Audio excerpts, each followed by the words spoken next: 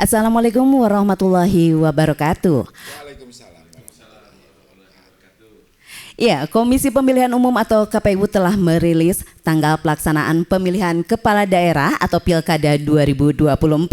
Salah satunya adalah jadwal pemilihan gubernur dan wakil gubernur 2024 serta wali kota dan wakil wali kota. Pemilihan tersebut akan diselenggarakan secara serentak di sejumlah daerah yang ada di Indonesia, tepatnya tanggal 27 November 2024 mendatang. Ya, dan pasangan calon kepala daerah yang mengikuti kontes pilkada serentak ini sudah melaksanakan kampanye untuk meraih simpati masyarakat dengan berbagai cara, baik itu kampanye secara terbuka maupun langsung turun ke masyarakat untuk menyampaikan visi misinya. Saat ini kami di studio sudah kedatangan yaitu calon wali kota Cimahi dengan nomor urut 1. Di sini sudah ada Bapak Dik S. Nugrahawan untuk kita mengajak ngobrol terkait pencalonannya di Pilkada 2024 ini. Bersama saya Christine Simanjuntak dan rekan saya Fazar Budi Wibowo, kita akan simak obrolan seputar pencalonan Bapak Dik di Pilkada 2024. Assalamualaikum Pak Dik, sehat Pak? Waalaikumsalam. Alhamdulillah. Sehat ya Pak? Saya. Semakin memanas ya Kang ya. Udah tinggal hitungan hari nih. Cuaca yang memanas. Ya, nggak cuma cuaca memanas. Politik di kota Cimahi. Nah itu dia. Tapi seru ya kita mengikuti perjalanannya ya. Iya betul, sangat seru sekali. Dikarenakan memang saat ini termasuk Pak Dik juga sedang gencar-gencarnya nih turun ke masyarakat. Termasuk kemarin ya Pak baru selesai melaksanakan debat publik nih Bu Jani. Nah itu dia. Tapi mungkin ada juga masyarakat yang belum mengetahui tentang Pak Dik. Tapi masa iya sih belum tahu, Kang? Katanya nih saya dapat bocoran. Pak Dik ini ya sebelum mencalonkan diri menjadi wali kota Cimahi, beliau tuh memang tahu banget tentang seluk-beluk kota Cimahi dari mulai pencalonan, bukan pencalonan ya, perencanaan untuk kota Cimahi. Bener nggak nih Pak Dik nih ya? Mungkin ya buat teman-teman sahabat 5 waktu pengen tahu dulu nih Pak Dik ini seberapa mengetahui untuk kota Cimahi. Silakan Pak. Baik, terima kasih. Jadi kalau dibilang semua tahun enggak juga. Saya sama seperti yang lain. Hanya barangkali kalau dilihat dari latar belakang ya. Saya ini dulu sebagai ASN di pemerintah provinsi. Nah, ketika Cimahi berdiri menjadi kota otonom, maka saya pindah ke Cimahi. Jadi bisa dibilang saya mengabdi di Cimahi ini ya selama Cimahi berdiri sebagai kota otonom kurang lebih 20. 2022 ya saya itu. Tidak pas. Tidak pas di 2001. Tapi di 2002. Nah, ketika saya memutuskan pindah dari Bapeda Provinsi ke Cimahi, alhamdulillah saya ditempatkan di Bapeda Kota Cimahi. Yang mana Bapeda ini adalah Badan Perencanaan Pembangunan Daerah. Jadi semua aspek pembangunan semua digodoknya di Badan Perencanaan Pembangunan Daerah. Nah, ketika itu memang bisa dibilang saya beserta kawan-kawan yang lain di Bapeda ini turut berpikir keras untuk membantu wali kota ketika itu Pak Itok bagaimana mengubah Cimahi yang semula dulu peninggalan Kotip itu barangkali semua juga tahu dan alhamdulillah ternyata dalam perjalanannya sudah sampai seperti ini ya. Saya kira itu. Dan Bu Christine, Pak Dik ini saya rasa berdasarkan pengamatan ya, karirnya itu cukup gemilang di kota Cimahi pada saat jadi PNS-nya. Karena dari mulai kepala dinas dan lain sebagainya dan terakhir kemarin sekda. Iya benar, keren banget nih. Tapi bingung ya, sangat disayangkan untuk mengundurkan diri secara dini gitu ya. Tapi entahlah mungkin karena kita juga ingin mendapatkan pemimpin yang memang lebih mengerti untuk kota Cimahi ya kan, kita sangat berharap sekali. Mungkin salah satunya adalah Pak Dik ini gitu. Tapi Pak, apa sih Pak yang melatar belakangi? Oke deh, saya mengundurkan diri aja dulu sebagai sekda gitu Pak. Jadi hal yang melatar belakangi kenapa saya memutuskan untuk masuk ke dunia politik yang semula saya di birokrasi, melihat fakta tentu saja. Pertama, Cimahi ini memiliki sejarah kelam dalam hal perpolitikan. Oke. Kepemimpinan ya. Ya, 2017-2020. Dan saya masuk ke dunia politik itu salah satunya ingin mengubah itu semua sehingga politik di Cimahi ini harapannya bisa lebih beradab dan bermartabat. Jadi lebih mengedepankan keberpihakan kepada masyarakat dan program yang akan dijalankan nanti, bukan dengan cara di luar itu ya. Itu yang pertama. Yang kedua, barangkali ini bisa dibilang panggilan Cimahi untuk seorang Dik-Dik sebagai manusia yang dilahirkan dan dibesarkan di kota Cimahi. Panggilan pertama dulu ketika saya bekerja di Badan Perencanaan Pembangunan Daerah Provinsi Jawa Barat untuk mengabdi ke Cimahi, itu panggilan pertama. Karena jujur saja dulu ketika saya bekerja di provinsi sudah berada dalam zona nyaman. Pindah ke Cimahi kala itu belum punya apa-apa. Ngantor di ruangan yang gelap 1,5 kali 1 meter, ya, tanpa ada penerangan, tanpa ada AC kita, tapi semua saya jalankan yang alhamdulillah hasilnya seperti yang sekarang kita nikmati, walaupun bukan murni oleh saya, tapi semua pegawai bekerja. Itu yang kedua. Jadi ini adalah panggilan yang kedua. Asapiraku saya yang lahir dan dibesarkan di sini. Tidak mencoba untuk mengambil bagian dalam kontestasi pilkada ini. Dan kebetulan kata orang, saya punya pengalaman memang betul ya, pengalaman di birokrasi. Mudah-mudahan dengan pengalaman itu saya bisa lebih berkreasi, berinovasi untuk membawa Cimahi ini sehingga menjadi hal yang bisa membuat masyarakat Cimahi merasa nyaman, saya kira itu. Oke, Kang Fajar, kalau misalnya tadi Pak Dik-Dik bilang, emang benar sih ya, Pak Dik-Dik sudah berada di zona aman ya kan, aman sekali untuk seorang sekda gitu kan, untuk Pak Dik-Dik terkuat lah kalau untuk di Cimahi gitu kan. Ini kayaknya mungkin Pak Dik-Dik panggilan kedua betul. Saya lagi-lagi saya sudah berada di zona nyaman sebagai kepala ASN. Betul. Ya, tapi saya bahkan pernah jadi PJ wali kota. Betul. Ya.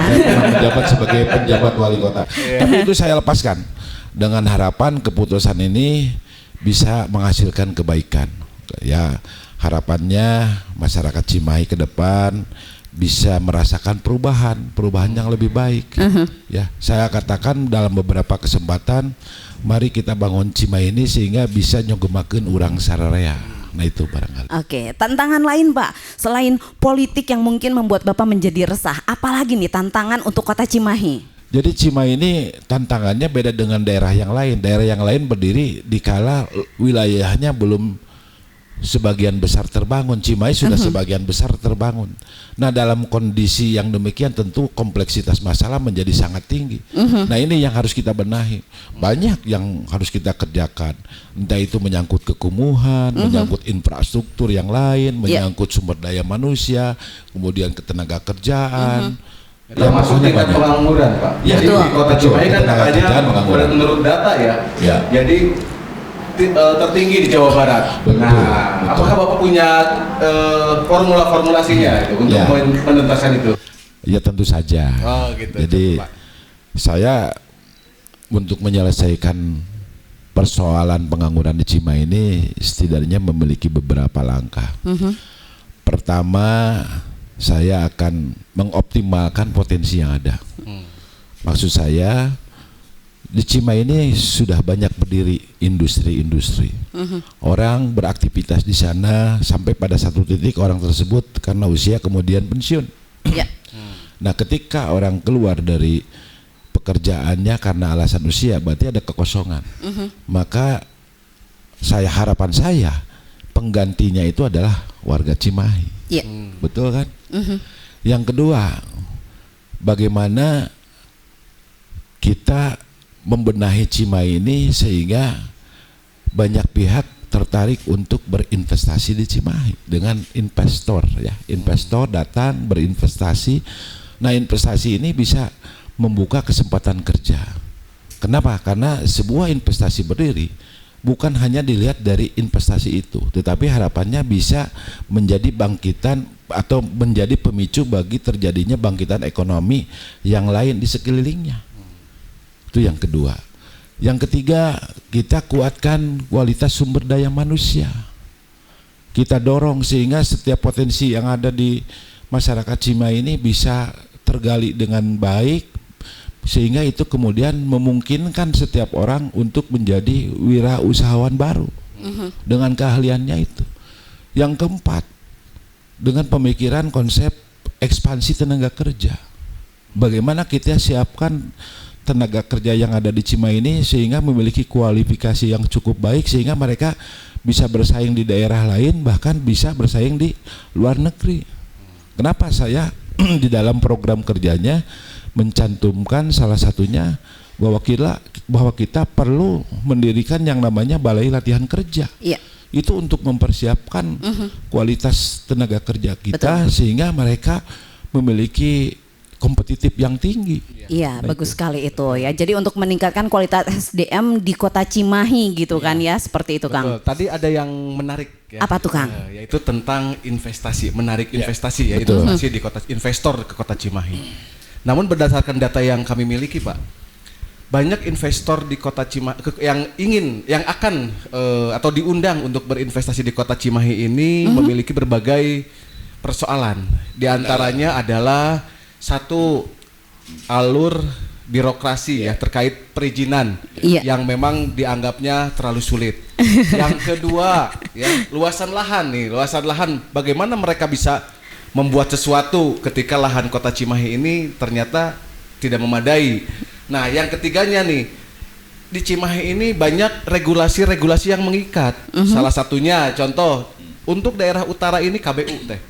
Ya kan, ada kawasan Bandung Utara yang notabene di sana itu ada aturan-aturan yang memang harus terpenuhi ya kan ketika membangun daerah kawasan Bandung Utara. Yang kedua, di Cimahi tidak bisa membuat gedung-gedung tinggi. Ya, dikarenakan ada aturan regulasi tentang KKUP itu, tentang penerbangan. Nah, bagaimana Bapak mensiasati itu agar para investor itu tetap tertarik untuk berinvestasi di Kota Cimahi? Ya, baik. Ini soal pertama keterbatasan lahan. Memang harus diakui bahwa di Cimahi ini sebagian besar lahan yang ada ini sudah terbangun. Nah, bagaimana investasi ini harus disinkronisasikan dengan penataan wajah kota. Ya, jadi maksud saya mungkin saja nanti investor hadir dengan investasinya, dia melaksanakan investasi di tempat-tempat yang memang juga menjadi target kita untuk dilakukan penataan. Hanya tinggal dari sisi kemampuan ekonomi dan kelayakan ekonominya dari si investor ini. Yang kedua, sekalipun Cimahi memang sebagian besar lahannya sudah terbangun, relatif masih bisa kita membuat sebuah investasi di lahan-lahan yang tersedia yang masih belum terbangun ya. Karena lahan terbangun bukan arti sudah 100%. Ada beberapa kawasan yang bisa kita olah, yang bisa kita posisikan bagi para investor. Dan itu tentu saja nanti akan didukung oleh aksesibilitas, sehingga investor hadir di sana ini tidak kemudian merasa ragu bahwa investasinya ini gagal karena didukung oleh pemerintah daerah dengan aksesibilitas yang cukup tinggi dari masyarakat. Kemarin waktu debat ada pertanyaan bagaimana konsep perlebaran wilayah. Nah, maksud saya alangkah baiknya kalau kemudian investasi ini dalam pemikiran menanamkan kepercayaan dari pemerintah pusat ke Cimahi. Katakanlah investasi ini kita posisikan di kawasan pinggiran yang pada akhirnya itu kemudian bukan hanya masyarakat Cimahi yang menikmati tetapi masyarakat sekitar. Dan ketika itu dipandang sebagai sebuah hal yang baik, yakin pemerintah pusat akan melakukan penataan batas wilayah, memberikan peluang ya Pak pada Kota Cimahi untuk melakukan pembenahan yang lain. Itu yang pertama. Yang kedua, tadi ada batasan ketinggian. Bahwa yang kita dorong di sini bukan investasi pembangunan yang sifatnya peruntukan lahan pemukiman, tetapi lebih kepada penyediaan lapangan pekerjaan. Nah itu dia. Kalau kita berbicara tentang hotel atau rusun, ya rumah susun, mungkin ya kita berpikir pada ketinggian tertentu kita dilarang karena Cimahi ini berada di kawasan KKOP, yaitu kawasan keselamatan operasi penerbangan. Tetapi kalau untuk investasi dalam arti konteks keekonomian, saya kira tidak mesti harus berdiri bangunan yang cukup tinggi, tetapi bagaimana ruang yang ada ini cukup bisa dimanfaatkan secara efisien dan efektif untuk membuka atau untuk terbukanya aktivitas ekonomi. Nah itu Kang Fajar. Jadi kita kalau kita juga memang harus membutuhkan pemimpin yang memang meskipun kawasannya hanya kecil gitu kan, untuk kota Cimahi kecil, tapi bagaimana memaksimalkan gitu. Kalau kita hanya menunggu ingin diperluas percuma. Karena sayang ya Pak ya. Kemarin Pak kan kebetulan kemarin itu ketika Bapak debat ya di sini pun melakukan nonton bareng ya. Nonton bareng kita rame-rame di sini. Masyarakat dan semua delegasi dari pasangan calon ada. Nah, ada hal yang menarik Pak. Apa tuh, Coba Kang? saya ingin menanyakan kepada Pak Dik-Dik. Pak Dik-Dik ketika diberikan dua pilihan ya, ketika luasan wilayah kota Cimahi ini tidak memungkinkan untuk diberikan perluasan gitu kan ya. Apakah Bapak masih memilih untuk mencoba mengupayakan perluasan atau ingin mengoptimasi agar kualitas masyarakat di kota Cimahi ini dengan luasan yang terbatas tapi meningkat? Nah, terus yang keduanya, apakah perluasan itu kemarin ya pertanyaannya, apakah perluasan yang digaung-gaungkan itu akan menambah PAD atau bahkan kesebaliknya jadi membebani PAD. Nah, Pak Dik-Dik melihat konstelasi pemikiran masyarakat seperti itu, apa yang ada di benak Pak Dik-Dik? Kan sudah saya sampaikan jawabannya pada saat debat terbuka itu. Betul.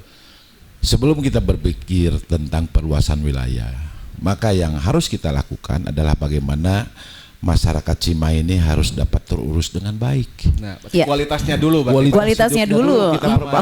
Oke. Bagaimana kita meningkatkan derajat kehidupan masyarakat Cimahi dalam berbagai aspek.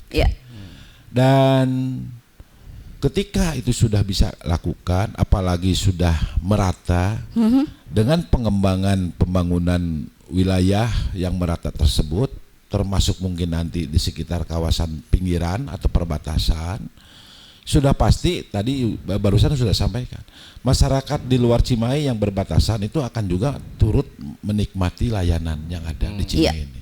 Nah, ketika fakta ini terjadi, ada ketertarikan. Bukan tidak mungkin pemerintah pusat akan melakukan penataan batas wilayah. Nah, itu. Dan kita mengambil contoh dari sejarah masa lalu ketika Kota Bandung karena dianggap sudah bisa menata kotanya dengan baik, kemudian Kota Bandung ini ditambahlah luas wilayahnya dengan mengambil sebagian wilayah Kabupaten Bandung. Tidak dengan cara memprovokasi masyarakat di luar Cimahi untuk berontak ke kabupaten induknya karena ingin bergabung dengan Cimahi, itu saya kira tidak bagus. Jadi sebenarnya dua hal ini akan tetap diusung gitu ya Pak, akan tetap dilakukan tapi dengan meningkatkan kualitasnya gitu Pak. Jadi landasan berpikir saya yaitu atas nama kepentingan NKRI, Negara Kesatuan Republik Indonesia, yang bertujuan ingin mensejahterakan masyarakatnya secara merata, maka ketika pemerintah Kota Cimahi dianggap sudah cukup mampu melayani masyarakatnya dengan baik, dikaitkan dengan masyarakat sekitar yang belum terurus, maka sudah seharusnya pemerintah pusat berpikir bahwa beban pemerintah kota tidak ada salahnya untuk ditambah dengan melakukan penatasan. Jadi benar Kang, kalau kita mau nambah ya memang sudah dianggap yang ada. Jangan berpikir meluaskan tapi yang ada tetap aja kayak gini gitu ya. Berdasarkan sejarah ini 23 tahun itu masih belum mampu tuh untuk merebut kalau. Nah, makanya kita butuh pemimpin yang bisa meningkatkan kualitas SDM-nya dulu gitu.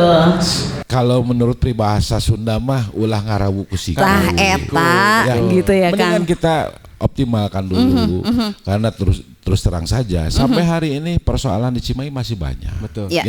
Kalau kita orientasinya PAD, kenapa seolah-olah dengan menambah luas wilayah ini menjadi salah satu solusi? Saya kira enggak begitu.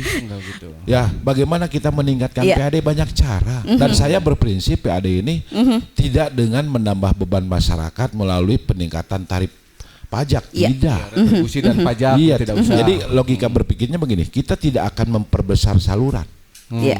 tetapi bagaimana kita harus menambah saluran-saluran. Artinya alternatif untuk pendapatan PAD ini harus banyak. Ya, jangan misalnya nih PAD katakanlah dari sektor atau dari pajak PBB karena ingin meningkatkan PAD tiap tahun terus dinaikkan, kasihan dong rakyat. Iya. Tapi kalau Betul. dengan investasi, ya misalnya di sini hadir restoran, hadir hotel, itu kan Oke. ada pajak restoran dan pajak hotel. Belum lagi nanti kalau wisata, Iya. ya kan ada pajak hiburan di sana, ya Ya, retribusi. salah satu peluangnya memang untuk pariwisata ya Pak ya. Betul, jadi Penciptaan destinasi wisata betul. baru. Dan ini menjadi strategi saya untuk meningkatkan ekonomi itu kota, bahwa dengan pembangunan destinasi wisata bukan hanya sekedar berbicara tentang ruang yang cukup untuk healing, ya, tetapi juga ini dalam pemikiran bagaimana konteks keekonomian Cimahi ini Meningkatkan dari sisi kesejahteraan. PAD bisa Betul. meningkat. Iya. Nah, Betul.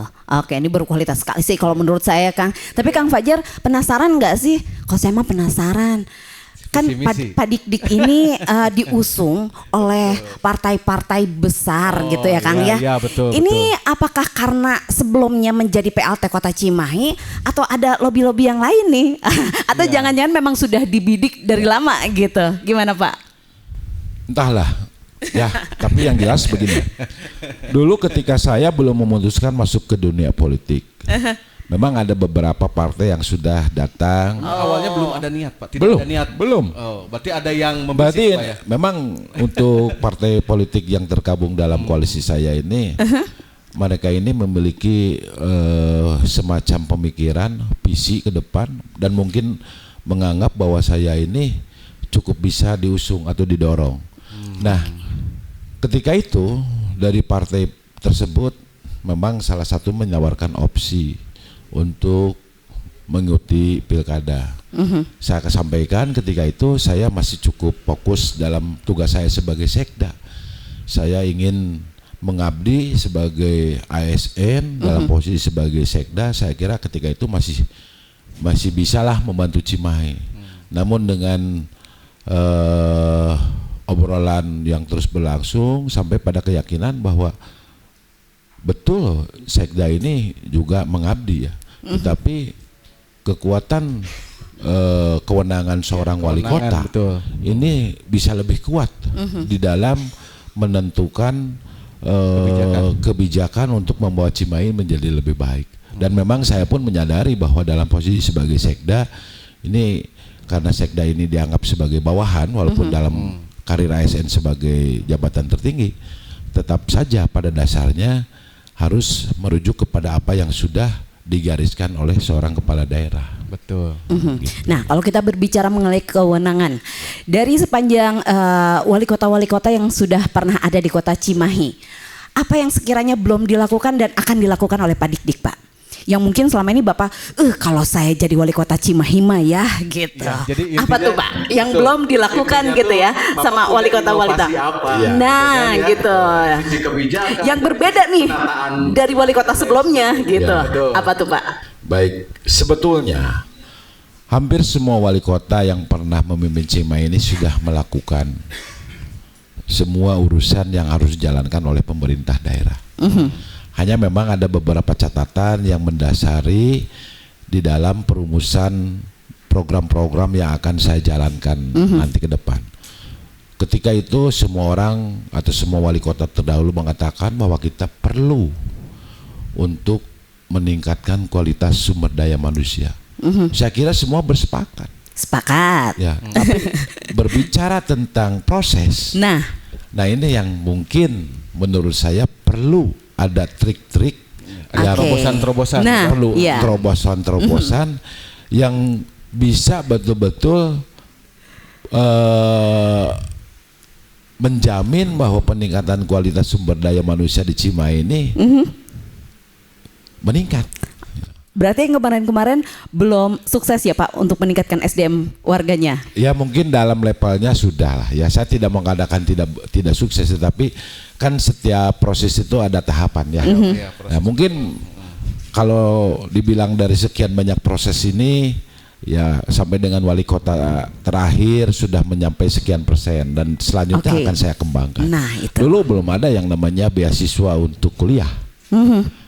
Insya Allah saya sediakan beasiswa. Waduh, alhamdulillah Nah, nih buat warga kota Cimahi yang pengen Yang kuliah kedua, ya. Kita berbicara tentang optimalisasi potensi kaula muda. Generasi milenial dan generasi Z, Gen Z ini menjadi target saya. Kenapa? Ada hal yang membedakan antara mereka dengan saya misalkan di generasi X ya. Mungkin Pak Fajar juga termasuk generasi X ya. Karena lahir sebelum tahun 70-an kan. Waduh. Saya terlihat tua nih mukanya nih. Mungkin, saya tidak tahu. Nah, yang membedakan apa? Apa tuh? Kalau saya begitu ketika dilahirkan, yang terlihat adalah kelereng, ya. Yang terlihat adalah congkak, layangan. Iya. Tapi generasi Z, Gen Z, begitu dia lahir ke dunia sudah dikasih smartphone, HP. Ya. Artinya mereka ini sudah sangat terbiasa dengan penggunaan teknologi. Iya. Dan itu adalah keunggulan mereka yang harus saya dorong sehingga bukan hanya sekedar untuk menghabiskan waktu ya, tetapi melalui pengenalan terhadap teknologi digital ini harus bisa memberi manfaat dari sisi ekonomi. Misalnya bisa saja kita meniru pengalaman orang lain, katakanlah Jack Ma mungkin ya. Iya, betul. Kan Jack Ma ini Jadi ini jagonya di dunia marketplace. digital marketing, Iya. betul, dengan Alibabanya, betul ya. Iya. Nah itu bagaimana ini harus bisa memicu motivasi kaula muda. Dan bukan hanya itu, beberapa waktu yang lalu pun ketika saya menjabat sebagai PJ Wali Kota, ada pengakuan nih yang membuat saya bangga. Pak, saya sudah alhamdulillah katanya bisa menghasilkan nilai ekonomi dari karya yang saya buat. Apa itu saya bilang? Saya membuat template Pak. Saya jual ke luar negeri dengan tarif dolar Pak. Nah ini kan hal yang keren ya. Belum lagi kita bicara teknologi digital dari sisi yang lain. Tadi digital marketing, mungkin juga digital di dunia industri, di dunia-dunia yang lain. Ya, juga kemarin saya waktu belusukan, alhamdulillah saya melihat di Citerep kalau salah, dia bisa merancang sebuah alat remote control untuk aktivitas tertentu. Saya tanyakan ini untuk apa? Ini remote control Pak. Jadi untuk kendali jarak jauh. Misalnya dalam agribisnis di hidroponik kan itu harus penyiraman jam sekian otomatis harus otomatis. Yalah, Padahal gitu ya. saya ketika itu tidak berada di tempat. Bisa dengan itu. Nah, hal-hal Pakai seperti smartphone ini, ya Pak ya? Smartphone. Hal-hal seperti ini yang mungkin akan saya dorong. Maka dari itu kenapa kemudian saya di dalam 24 program unggulan pun mencantumkan perlunya kita melakukan upskill teknologi digital bagi kaula muda. Oke, Pak, ini berkaitan dengan Gen Z ya Pak ya? Gen Z ya. Oke, katanya Bapak kemarin diculik Pak? Iya. Diculik sama Gen Z katanya gitu. Karena di sini ada masyarakat ataupun anak-anak muda di kota Cimahi yang mungkin di wali kota pada saat masanya yang lain itu gitu ya. Ada keresahan di sini bahwa ternyata ide gagasannya tidak pernah didengar. Boleh Pak kasih bocoran ide gagasan apa yang tidak didengar itu dan yang mana yang sekiranya Bapak akan approve gitu Pak? Ya. Sebetulnya ketika saya diculik jadi diculik beneran ya. Dari Gen Z ini memang saya dihadapkan kepada pertanyaan-pertanyaan yang kurang lebih intinya sejauh mana keberpihakan saya bila mana nanti terpilih sebagai wali kota terhadap kelompok Gen Z ini. Saya sampaikan bahwa tadi persis Gen Z ini adalah sebuah generasi yang berbeda dibanding generasi sebelumnya. Mereka sudah terbiasa dengan teknologi, hanya yang menjadi persoalan adalah kesempatan. Bagaimana program-program yang nanti saya jalankan ini harus cukup adaptif di dalam mengakomodir potensi generasi muda. Dan saya tidak membatasi itu, silahkan kalau memang misal nih kelompok generasi Z ini, oh saya lebih fokus ke kesehatan, silahkan masuk. Karena nanti pun ada program-program kesehatan yang memungkinkan bisa diakses oleh kelompok Gen Z ini. Entah itu pendidikan, kesehatan, infrastruktur atau yang lain, silahkan. Dan jangan khawatir pula bahwa di pemerintah Kota Cimahi ini ada perangkat yang memang dikhususkan untuk mengelola kepemudaan. Silakan. Saya juga sampaikan, jangan jauh-jauh dengan pemerintah. Kenapa? Karena pemerintah ini memiliki sumber daya, punya segalanya walaupun terbatas. Manfaatkan itu. Ya, untuk penguatan di generasi muda ya, Pak ya. Nah, terus ini Teh Christine. Ya. Saya melihat dari visi misi Pak Dik-Dik ya, terus kemarin juga digaungkan dalam debat bahwa Pak Dik-Dik itu memiliki program terutama untuk pendidikan, yaitu beasiswa 10.000. Betul. Nah, cuman yang ingin saya tanyakan, ini ada yang menggelikan juga ya Pak ya. Boleh. Karena gini, satu sisi pemerintah Kota Cimahi ya seringnya itu bicara bahwa APBD kita itu terbatas ya, sulit untuk membuat satu program-program terobosan yang sifatnya berbasis finansial. Nah, yang disebut beasiswa kan sama itu berbasis finansial ya Pak ya. Bahkan 10.000 itu bukan jumlah sedikit ya Pak ya. Nah yang ingin saya tanyakan, apakah beasiswa yang 10.000 itu Bapak mengalokasikan dari APBD murni atau dengan strategi lain, misalnya mengambil sumber-sumber pendanaan lain? Nah itu Pak mungkin harus dijelaskan kepada masyarakat Pak. Oke, baik.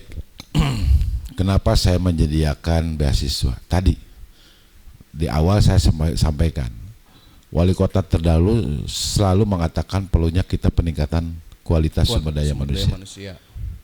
Tetapi barangkali kalau saja saya terpilih, dimulai zaman saya lah pemberian beasiswa untuk kuliah. Yang pertama itu. Yang kedua, berbicara tentang sumber anggaran. Tentu kita harus inovatif dan kreatif. Betul. Tapi tidak mengklaim beasiswa yang sudah ada ya Pak, program pusat misalnya. Oh beda. Ada KIP, beda. ada PIP, beda ya Pak ya? Beda. Okay. KIP. Iya. Jadi ini khusus murni dari pemerintah Kota Cimahi. Murni dari pemerintah kota dengan basis anggaran, bukan hanya fokus di APBD, tetapi kalau mungkin misalnya nanti melibatkan kolaborasi dengan pihak lain, saya kira tidak ada salahnya. Ingat bahwa kita berbicara tentang proses pembangunan, ada sebuah konsep yang saya kira ini cukup baik dengan konsep pentahelixnya ya.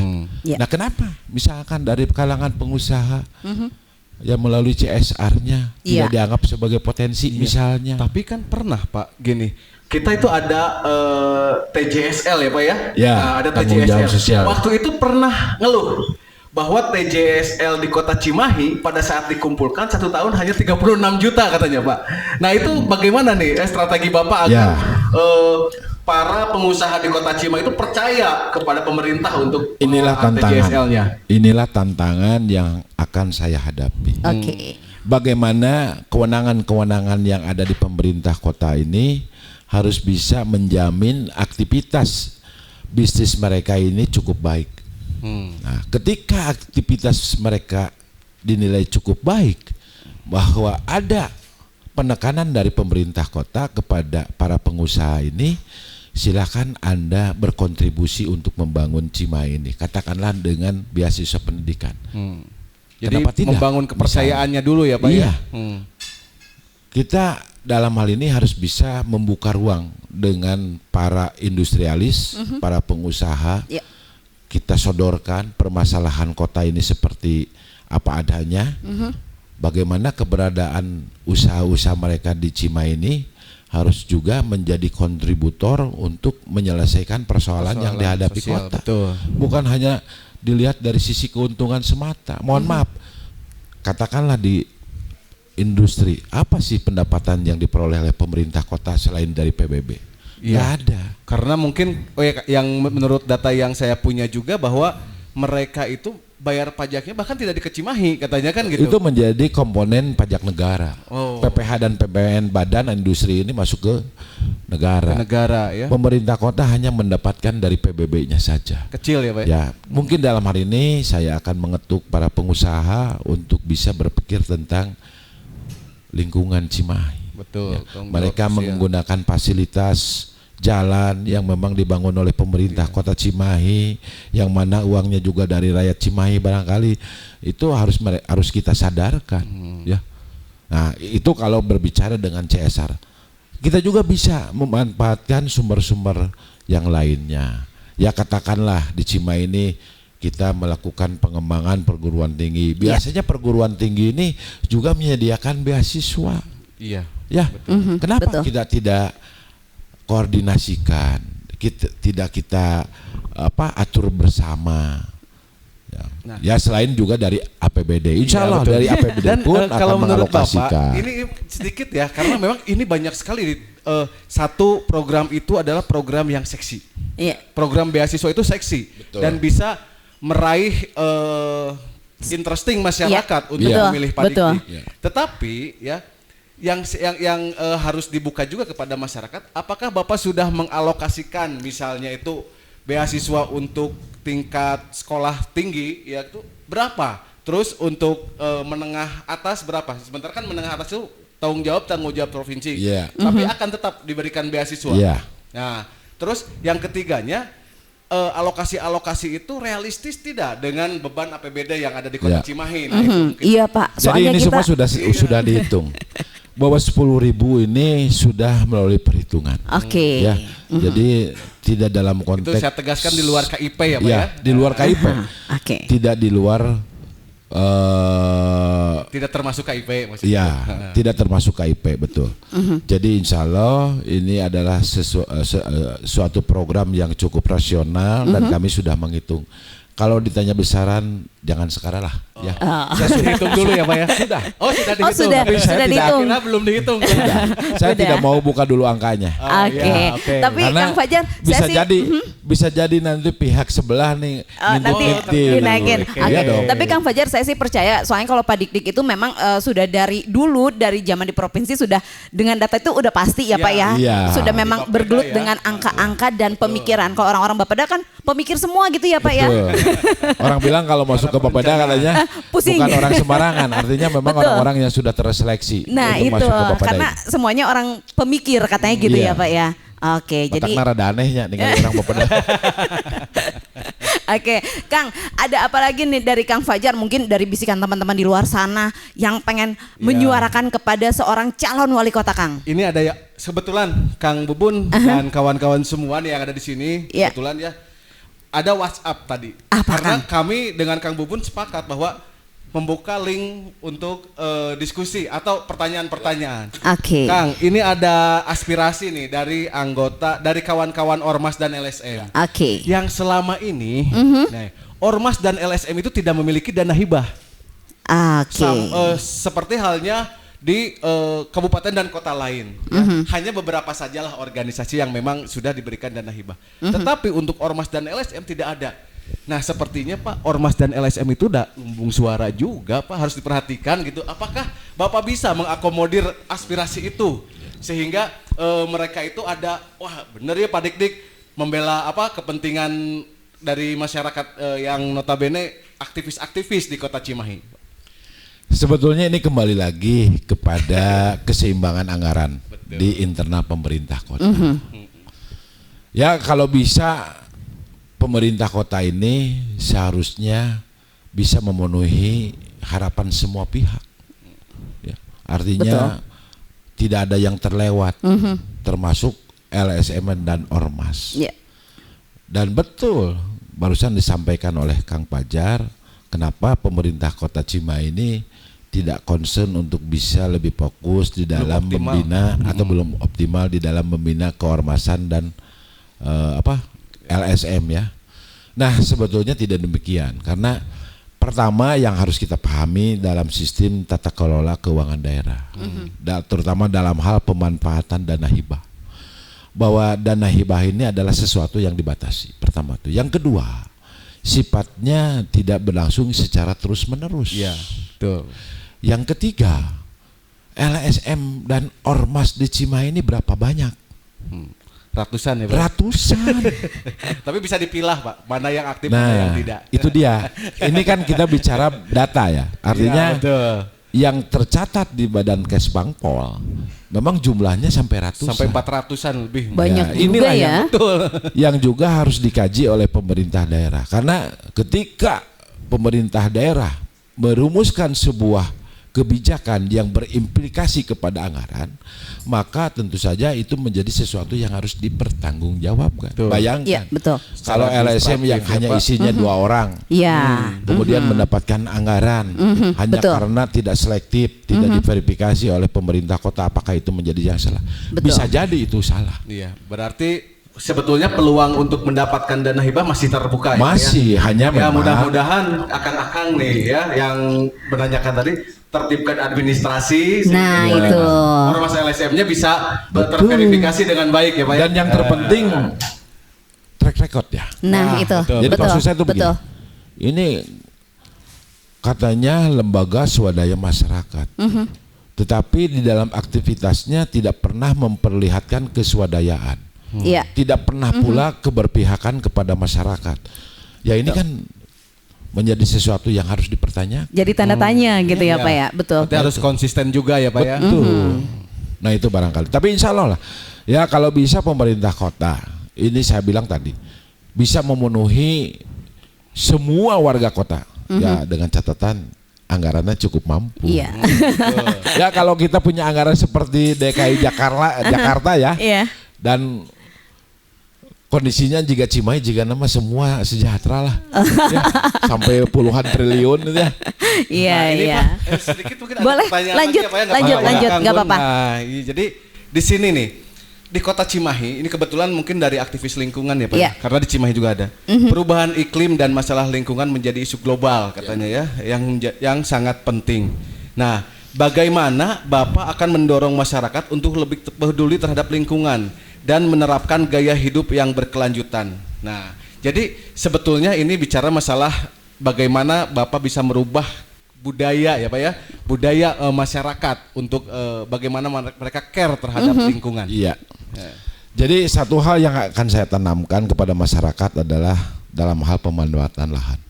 Bahwa lahan di Cimahi ini harus dapat dimanfaatkan secara efektif dan efisien. Betul. Bagaimana setiap aktivitas ini harus memperhitungkan keseimbangan lingkungan. Orang mengatakan bahwa kita perlu dengan RTH, oke, saya sepakat itu. Masih kurang Tetapi lah kita ya, kota Cimahi. tidak ada salahnya kita bicara tentang pocket forest, Betul. ya, ruang terbuka hijau dalam kondisi lahan yang terbatas. Kenapa tidak? Betul. Kita kembangkan itu. Iya, belum Cimahi belum ini Pak ya, belum sampai pada titik mumpuni. Jadi masih kurang, baru Betul. 11% kan Pak ya? Betul. On proses. Ya, Betul. insya Allah. Itu yang pertama. Jadi bagaimana kita harus bijak di dalam hal pemanfaatan ruang atau lahan yang ada. Iya. Yang kedua, ini dalam konteks keberlangsungan. Ya, katanya Cimahi ya. Iya. Cimahi berarti gitu, Pak. Cukup China cukup. Tapi kenapa tiap musim kemarau Musim kemarau baru sebentar saja udah kering Iya. Pak ya? ada titik-titik Kadang kebanyakan, tertentu Pak. di Cimahi ini kekurangan air bersih. Nah ini adalah sebuah fakta. Bagaimana kondisi ini harus kita perbaiki. Kumaha caranya? Iya. Banyak. Tadi bagaimana kita harus bijak di dalam hal pemanfaatan ruang. Kita siapkan ruang-ruang yang memungkinkan air bisa menyerap dengan baik dan lain sebagainya. Nah itu barangkali. Kemudian karena ini berbicara tentang lingkungan, datang hujan, musim penghujan, gocing gorowok, Kebanyakan kebanjiran. Pak airnya. Nah, pada intinya persoalan kita itu di mana? Di Iya. perilaku. Iya. Terus ada yang unik juga Pak, kalau istilah pemerintah kota Cimahi ketika ada turun hujan itu istilahnya bukan banjir di Cimahi teh. Apa tuh? Meskipun Cimahi sudah menjadi sungai ya, itu sebutnya itu genangan. Genangan. Karena memang kata orang itu teh genangan katanya gitu. Nah, terus ini Pak, ada lagi pertanyaan nih. Boleh. Menarik sekali Pak. Satu pertanyaan terakhir mungkin ya Kang ya. Iya, dikarenakan memang mungkin mereka juga ada ketertarikan kepada Pak Dik-Dik, jadi mereka lebih terpacu untuk bertanya. Nah ini Pak, tentang pelayanan publik Pak, yang berbasis teknologi ya. Nah apa yang menjadi terobosan Bapak terkait itu? Ya, pelayanan publik berbasis elektronik. Tentu dalam hal ini yang harus dilakukan bagaimana setiap pelayanan ini harus memungkinkan setiap orang merasa dilayani dengan cepat, dengan murah, dengan tidak dibatasi oleh ruang dan waktu. Ya, dimanapun orang bisa mengurus izinnya melalui pemanfaatan teknologi digital. Betul. Nah, maka dari itu yang akan dijalankan nanti setiap pelayanan ini harus diikuti dengan pengembangan aplikasi. Ya, contoh kemarin di Disduk waktu saya menjabat sebagai PJ Wali Kota, ada pelayanan dilanda Cinta. Dilanda Cita. Iya, betul. Untuk KTP apa untuk ya? KTP, KK. Betul kan? Betul. Ya, saya memanfaatkan itu, Pak. Betul. Nah, hal-hal seperti ini jadi orang tidak mesti harus membuang waktu atau membuang biaya. Setuju. Ya, karena kalau dulu orang mau mengurus administrasi ini harus Mikro gitu ya Pak. kayak izin nikah, kedua mengorbankan waktu. Katakanlah dia harus izin dari tempat kerjanya Dan lama juga gitu. Sekarang kita arahkan seperti itu. Bagaimana dengan teknologi berbasis elektronik ini menjadi target, karena kita harus sejalan dengan kebijakan pemerintah pusat pula. Ada yang namanya SPBE. Betul. Sistem pemerintahan berbasis elektronik. Betul. Nah itu, insya Allah ini menjadi target saya. Bukan hanya dalam konteks katakanlah administrasi kependudukan semata, tetapi di pelayanan perizinan yang lain pun harus seperti itu. Bahkan saya akan mengembangkan sebuah konsep pelayanan yang cepat dan tepat, ya, terutama untuk hal yang sifatnya kedaruratan. Betul. Ya, misalkan dia ayah tetangga ya, ternyata dia itu mengalami sebuah masalah, katakanlah sakit. Nah itu harus ada proses yang bisa mempersingkat. Ya mungkin nanti dengan pelayanan yang cepat dan tepat ini bisa dengan mudah yang bersangkutan langsung diberikan tindakan yang tepat. Jadi kan ada tuh salah satu program saya di kesehatannya langsung ke sana. Jemput bola langsung Pak ke tempat. Iya. Tergantung kepada kondisinya. Kalau memang bisa dilayani di tempat mungkin di tempat, tetapi kalau memang harus dilakukan tindakan di tempat pelayanan kesehatan, misal dari rumah sakit ya, secepat mungkin itu harus ada proses pemindahan. Baik. Terima kasih banyak atas kehadirannya Bapak Dik-Dik S. Nugrahawan sebagai calon Wali Kota Cimahi, paslon nomor urut 1 ya. Mungkin ada yang ingin disampaikan terakhir Pak, singkat Pak, silakan. Jadi para warga Cimahi, di tahun 2024 ini kita semua menghadapi sebuah proses yang penting di dalam menjaga kesinambungan pembangunan di kota, yaitu melalui pemilihan kepala daerah. Saya mengetuk mata hati pikiran para wargi untuk bisa menentukan pilihannya kepada calon yang memang memiliki kemampuan. Hindari hal-hal yang bisa merusak kualitas demokrasi kita. Jangan terpengaruh oleh black campaign atau oleh tindakan-tindakan yang pragmatis. Saya kira itu. Baik, terima kasih banyak untuk Bapak Dik-Dik, untuk Kang Fajar Budi Wibowo ya. Nanti kita akan ngobrol-ngobrol lagi di sini ya, mudah-mudahan. Dan untuk Anda sahabat 5 waktu, catat semua yang sudah Bapak Dik-Dik sampaikan, dan kita akan tagih nanti kalau seandainya beliau ya sudah terpilih menjadi Wali Kota Cimahi. Jangan lupa untuk sahabat 5 waktu, gunakan hak suaranya nanti di tanggal 27 November 2024. Saya Christine Simanjuntak undur diri. Terima kasih banyak untuk Kang Fajar juga undur diri. Kami bersama-sama. Wassalamualaikum warahmatullahi wabarakatuh. Waalaikumsalam warahmatullahi wabarakatuh.